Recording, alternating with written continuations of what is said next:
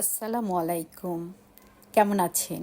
Together টেলসের Fahmida মিমি আবার একটি নতুন ভিডিও নিয়ে আপনাদের মাঝে। গতকালকের ভিডিও এটি। গতকালকে আমার বড় ছেলে ইত্তেকাফে বসেছে মসজিদে, তাই ছোট্ট একটু আয়োজন করেছিলাম মসজিদে ইফতার দেওয়ার।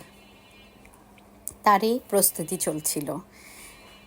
এই যে আমার ছোট ছেলে সাসলিক বানাচ্ছে, কারণ আমি অন্য কাজে ব্যস্ত থাকাতে আমি ওকে বলাতে সে তাড়াতাড়ি করে বলল, আম্মু আমাকে প্রথমটা করে দেখায় দাও, আমি করছি। আলহামদুলিল্লাহ, আমাদের পরিবারের 4জন সদস্যের মধ্যে আমাদের এই মনোভাবটা খুব আছে, আমরা একে অপরের সাথে মিলেমিশে কাজ করি। তারপরে ও বানাতে লাগলো, আমি অন্যান্য কাজ করাতে ব্যস্ত হয়ে গিয়েছি। সব মোটামুটি ভালোই করে সব কিছু টাইমলি দিচ্ছি। তো আলহামদুলিল্লাহ সব কিছু সুন্দরভাবে সম্পন্ন করতে পেরেছি। জীবন কখনো সোজা সাপটা পথে হাঁটে না, কখনো উঁচু, কখনো নিচু, কখনো আবার একদম স্থির হয়ে যায়, যেন সব কিছু থেমে গেছে এমন। এই স্থির সময়ে মানুষ সুযোগ নেয়। সব কিছু কি শেষ হয়ে যায়? শেষ হয় না। পথ চলতে জানতে হয়, নিজের উপর বিশ্বাস রাখতে হয়, তবেই না চলবে। আমরাও সেরকমই চলছি, নিজের উপর বিশ্বাস, মনোভাব স্থির রেখে সামলে চলতে। আমার বড় ছেলের জন্য আপনারা সবাই দোয়া করবেন, আল্লাহ যেন ওর মনের নিয়ে আশাগুলো পূরণ করে। সে 11 বছর বয়স থেকে ইত্তেকাফে বসে, এখন 13 চলছে, 13 পুরো হয়ে 14 চলছে। যাই হোক, আলহামদুলিল্লাহ, সবারই যদি আমার এই ভিডিওটা ভালো লেগে থাকে তবে টুগেদার টেলসের পাশে থেকে আমাদেরকে এগিয়ে চলার পথে সাহায্য করবেন। আপনাদের ভালোবাসায় আমি এগিয়ে চলব।